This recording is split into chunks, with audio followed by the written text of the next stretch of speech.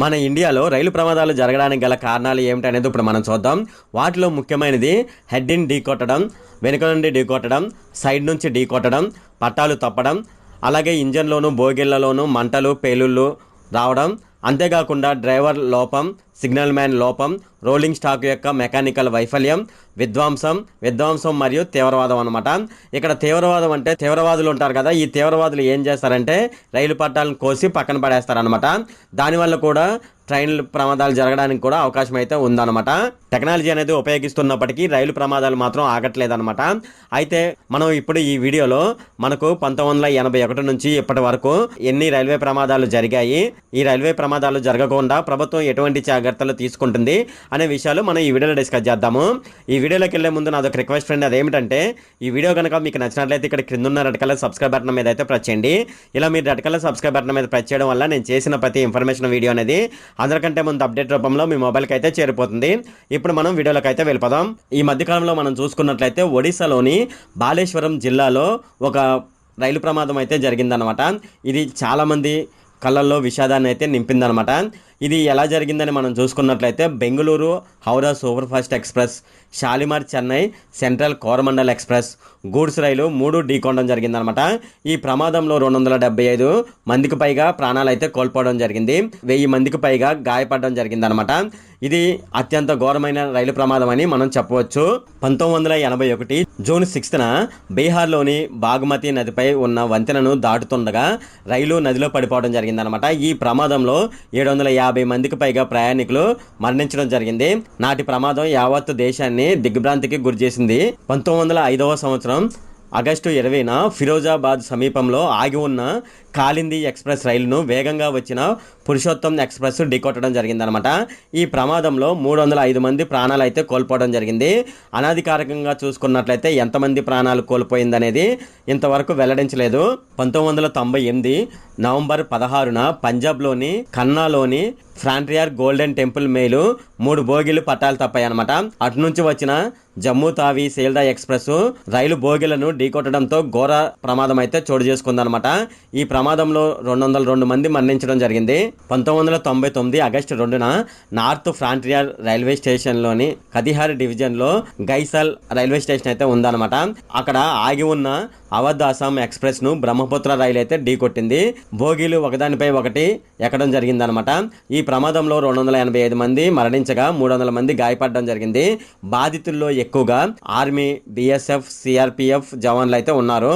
2016 November 20న Indore Rajendra Nagar express రైలు యూపీలోని కాన్పూర్కు 60 కిలోమీటర్ల దూరంలో ఉన్న పుట్రాయన్ వద్ద 14 బోగీలు పట్టాలు తప్పాయి. ఈ ఘటనలో 152 మంది ప్రయాణికులు మరణించడం జరిగింది. 260 మంది గాయపడ్డారనమాట. 2002 నవంబర్ 8న బీహార్లోని రఫీగంజ్లో తావే నదిపై ఉన్న వంతెనపై హౌరా రాజధాని ఎక్స్ప్రెస్ రైలు పట్టాలు తప్పిందనమాట. బోగీలు ధ్వంసం అవడం జరిగింది. ఈ ప్రమాదంలో నాటి ఘటనలో 140 మందికి పైగా మరణించడం జరిగింది. ఉగ్రవాదులు కుట్రపూరితంగా పట్టాలను ధ్వంసం చేయడం ఈ ప్రమాదానికి కారణమైందని ఆరోపణలు రావడం జరిగిందనమాట. 1964 డిసెంబర్ 23న తుఫాను కారణంగా పంబన్ ధనుష్కోడి ప్యాసింజర్ రైలు రామేశ్వరం వద్ద వరదలో కొట్టుకుపోవడం జరిగిందనమాట. ఈ ప్రమాదంలో 126 మంది ప్రాణాలు అయితే కోల్పోవడం జరిగింది.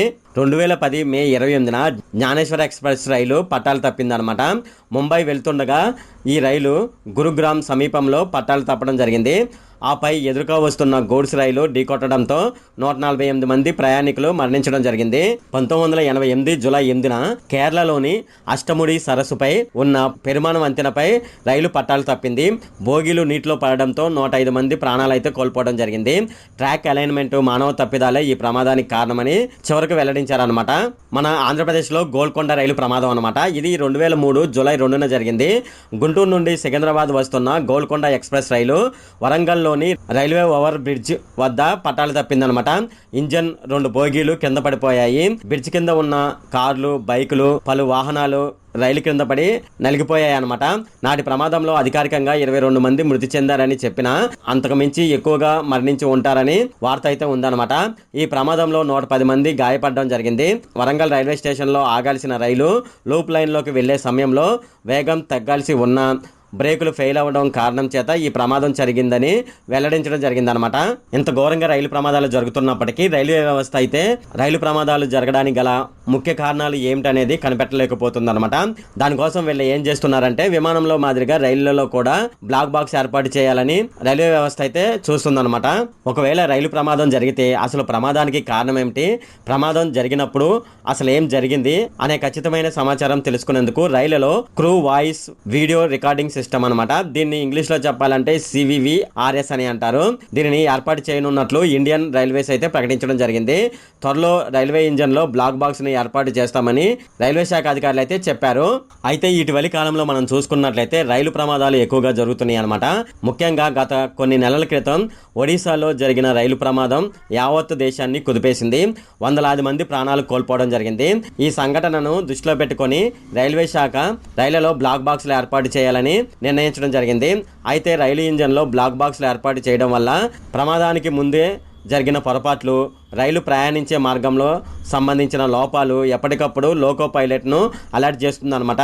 తద్వారా ప్రమాదాలు జరగడం, ప్రయాణికులు భద్రతకు ముప్పు లేకుండా ఉంటుందన్నమాట.